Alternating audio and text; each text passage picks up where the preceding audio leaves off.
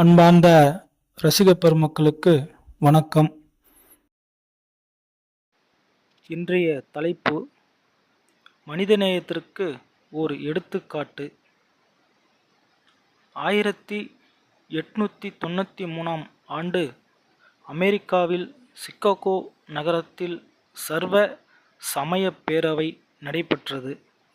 அதில் கலந்து கொண்டு சுவாமி விவேகானந்தர் இந்து மதம் பற்றி சொற்பொழிவுகள் செய்தார். அவர் அமெரிக்கா செல்வதற்கு முன்பு இந்தியாவின் பல பகுதிகளுக்கும் சென்றார். அப்போது அவர் பிரபலமாகவில்லை. அந்த நிலையில் ஒரு சமயம் விவேகானந்தர் ஓர் ஊரில் தங்கினார். அவரை பார்ப்பதற்கு மக்கள் கூட்டம் கூட்டமாக வந்தார்கள். அவர் அவர்களிடம் தொடர்ந்து பேசிக்கொண்டே இருந்தார். இந்த நிகழ்ச்சியை பற்றி பிற்காலத்தில் சுவாமி விவேகானந்தர் இவ்விதம் கூறியிருக்கிறார். நம்புவதற்கே உங்களுக்கு கடினமாகத்தான் இருக்கும். ஆனால் 3 நாட்கள் இரவும் பகலும் எனக்கு ஒரு வினாடி கூட ஓய்வே கிடைக்கவில்லை. தூக்கம், உணவு எவையும் அறவே எனக்கு இல்லாமற் போய்விட்டன. யாரும் அதை பற்றி கவலைப்படவும் இல்லை.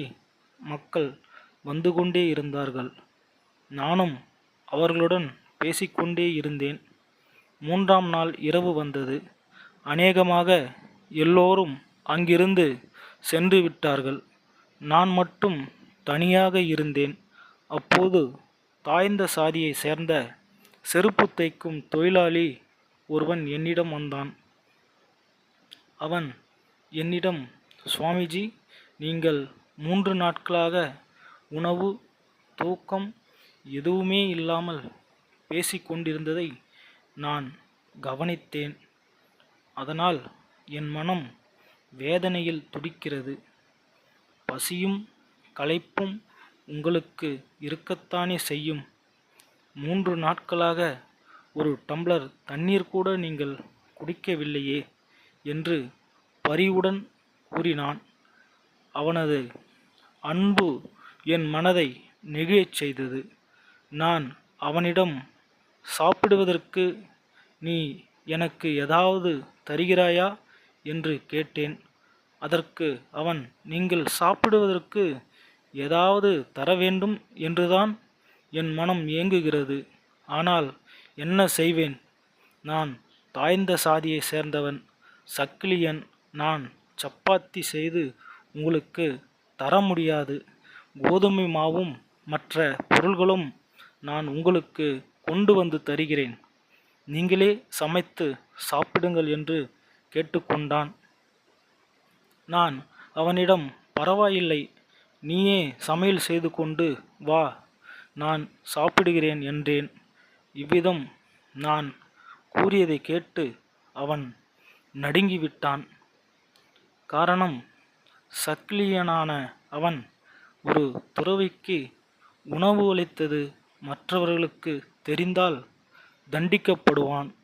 ஏன், நாடு கடத்தவும் செய்வார்கள்.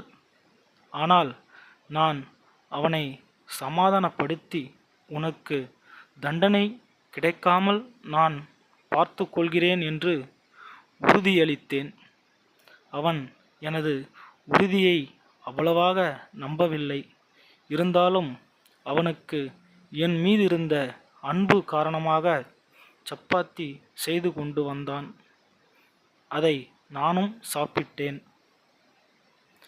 தேவர்களுக்கு தலைவனான தேவேந்திரன் ஒரு தங்க குவளையில் தேவ அமிர்தத்தை எனக்கு தந்திருந்தால் கூட அது அப்போது அவ்வளவு ருசியாக இருந்திருக்காது என்றே எனக்கு தோன்றியது.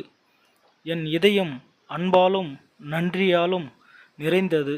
என் கண்கள் கண்ணீரை பொழிந்தன. இதற்கிடையில் விவேகானந்தர் தாழ்ந்த சாதியை சேர்ந்த ஒருவன் கொடுத்த உணவை சாப்பிடுவதை பார்த்த உயர் சாதியினர் சிலர் கோபம் கொண்டார்கள்.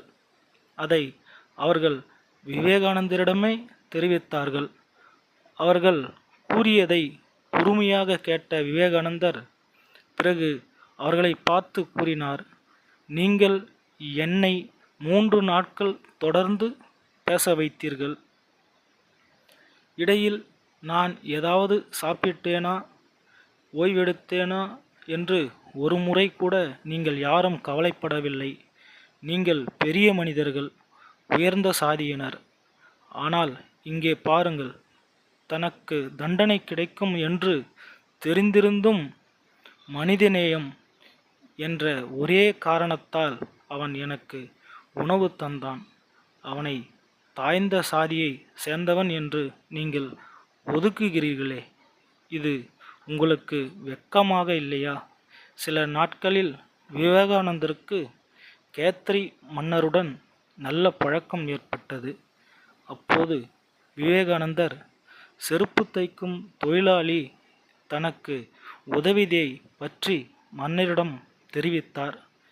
எனவே மன்னர் உடனடியாக செருப்பு தைக்கும் தொழிலாளியை தன் அரண்மனைக்கு வரவைத்தார்.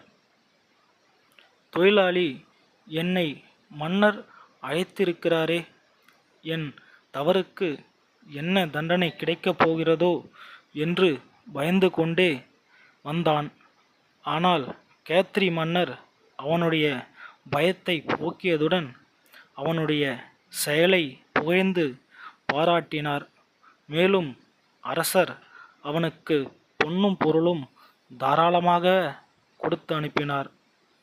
நேயர்களே, இந்த கதையின் மூலம் நாம் அன்பு மட்டுமே உண்மையானது, இதில் உயர்ந்தோர் தாழ்ந்தோர் என்று பாகுபாடின்றி அனைவரும் ஒற்றுமையாக வாழ்வோம் என்று கூறி உங்களிடமிருந்து விடைபெறுகிறேன். என்றும் உங்கள் நண்பன் கோபிநாத். நன்றி, வணக்கம்.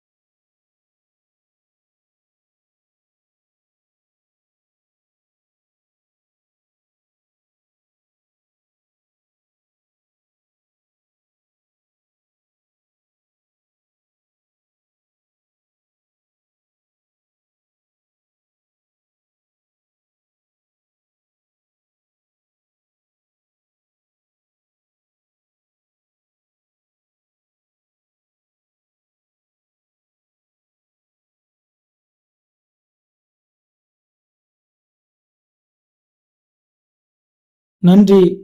மீண்டும் ஒரு நல்ல தொகுப்பில் சந்திப்போம்.